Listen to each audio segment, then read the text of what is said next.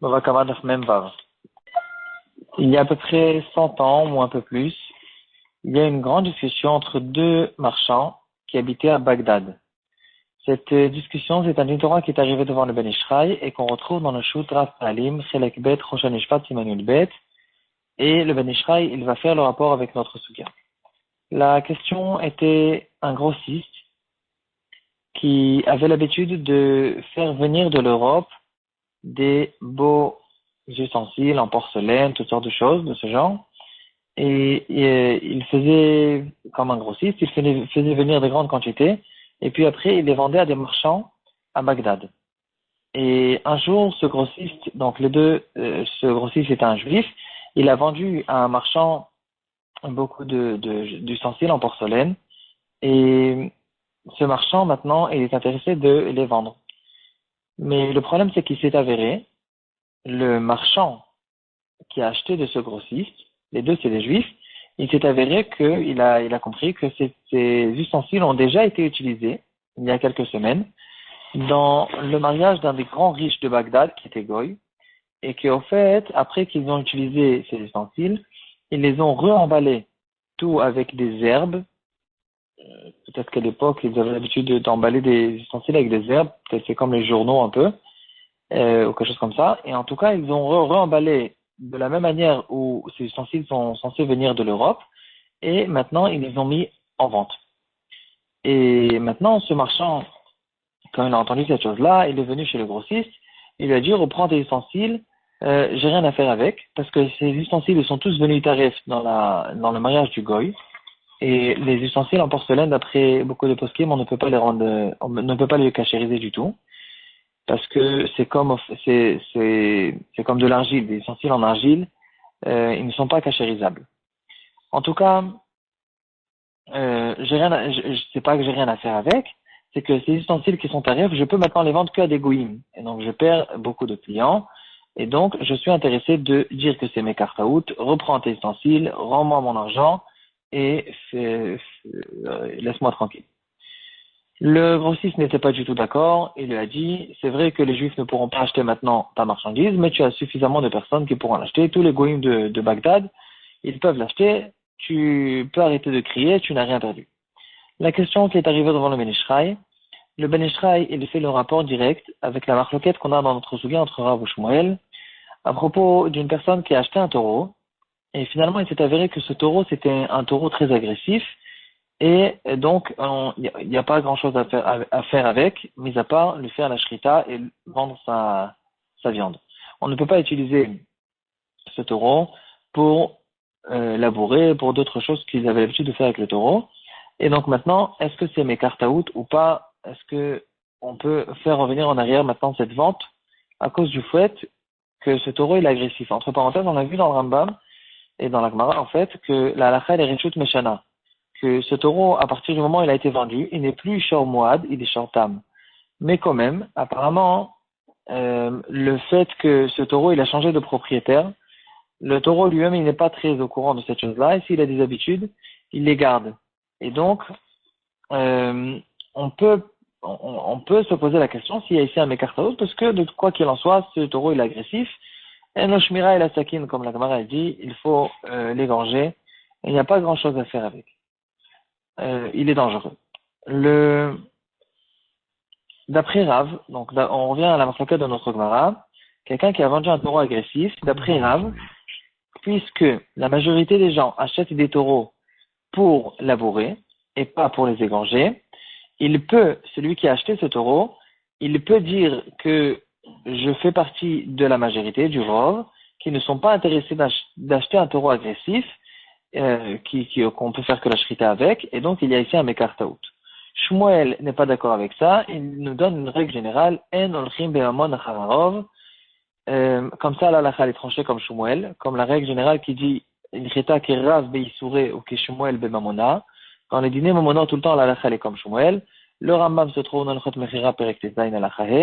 On ne s'appuie pas sur un rov dans un cas où on veut faire sortir de l'argent de quelqu'un d'autre, à moti mechavero, à la varaya. C'est qu'une preuve de deux témoins, une preuve très forte, qui peut faire sortir de l'argent, pas s'appuyer sur un argument de rov ou quelque chose comme ça. Euh, c'est pour ça que Shmuel pense que, donc, dans le cas où il a déjà acheté le taureau, la transaction a déjà été faite, l'argent a été donné, on ne peut plus maintenant faire revenir en arrière avec cet argument de Rov. Il faut, tant qu'il n'a pas ramené des témoins, une preuve claire que lui, c'est un agriculteur, c'est un quelqu'un qui n'a rien à faire avec des taureaux qu'on peut que les égorger. Tant qu'il n'y a pas de preuve claire, il ne peut pas faire revenir la vente en arrière. Maintenant, en revenant à notre question, les ustensiles de porcelaine qui ont été vendus par le grossiste de Bagdad. Ici aussi, le rapport, il est facile. Tant qu'il n'y a pas de certitude que ce marchand juif, il n'aurait pas acheté ces ustensiles s'il savait que c'était des ustensiles qui pouvaient être vendus qu'à des goïms. Donc, tant qu'il n'y a pas de preuve, il ne peut pas faire revenir en arrière. Il a déjà donné l'argent sur la porcelaine. La porcelaine, les fruits, les ustensiles se trouvent déjà chez lui. Et donc, tant qu'il n'y a pas de preuve, on ne peut pas faire revenir en arrière. On ne s'appuie pas sur le rov. On ne s'appuie pas sur n'importe quel argument qui n'est pas une preuve claire, à motif mechavoro à la varaya, et on ne peut pas faire revenir en arrière le mécar. Ici, il y a quelque chose qui est un peu trompeur, que ça me prit un peu de temps à comprendre. Dans le cas de la porcelaine, le rov se trouve du côté, en fait, c'est un peu un cas contraire, parce que la majorité des gens de Bagdad, c'était bien sûr des goïms. Et donc, il y a le marchand, donc pas le grossiste, le marchand, il a le rov qui est contre lui. C'est pas qu'il a le rov pour lui.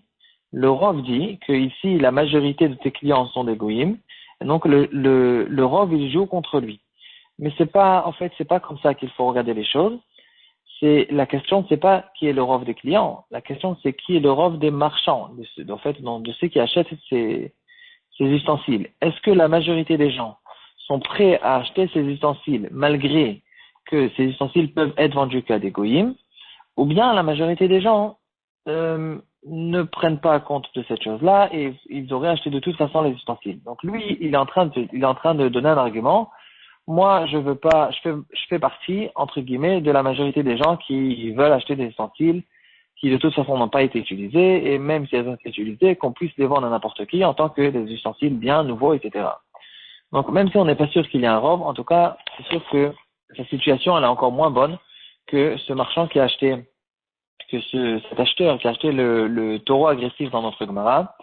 Et donc, tant qu'il n'y a pas une preuve claire qu'il n'aurait jamais voulu acheter une chose comme ça, on ne peut pas faire revenir en arrière le mécar. Dans un des Sfarim, qui s'appelle Kol Eliyahu, il dit que le cas des marchands du grossiste avec le porcelaine du Ben Ishraï, c'est un cas qui est encore beaucoup mieux que le cas de notre Gemara. Et donc peut-être même que Rav sera d'accord dans ce cas-là, parce qu'il faut faire une différence entre les cas. Un taureau qui est agressif et qui peut être on peut lui faire que la shrita. En fait, c'est une autre sorte de taureau. C'est un taureau que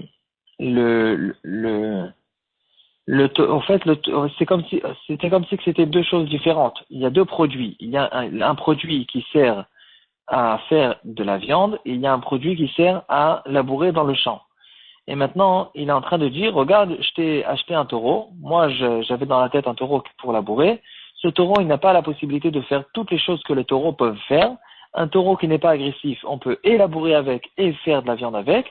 Et maintenant, tu m'as donné un taureau qui peut faire que la moitié des possibilités de cette chose-là. C'est comme si j'avais acheté un produit qui peut faire que certaines choses et d'autres choses ne peut pas faire. Ici, on comprend que le Mekar Taout, il est beaucoup plus fort, beaucoup plus facile à dire. Par contre, dans le cas des ustensiles, les ustensiles, c'est les mêmes. C'est pas qu'il y a un problème dans les ustensiles eux-mêmes. En fait, il n'était pas intéressé lui-même d'utiliser les ustensiles. Il était intéressé de les vendre. Il est juste en train de dire, tu m'as diminué la possibilité de les vendre. Les clients, il y a moins de clients maintenant qui ont la possibilité d'acheter ces ustensiles. C'est pas en fait qu'il y a un problème dans l'ustensile lui-même. Ici, c'est beaucoup plus dur de dire qu'il y a un problème de Mekar Taout. Dans ce cas-là, peut-être que d'après tout le monde, on pourrait dire qu'on ne peut pas revenir en arrière la transaction elle a été faite, l'achat il est là, les ustensiles restent chez le marchand et qu'il se débrouille à les vendre à des goïs.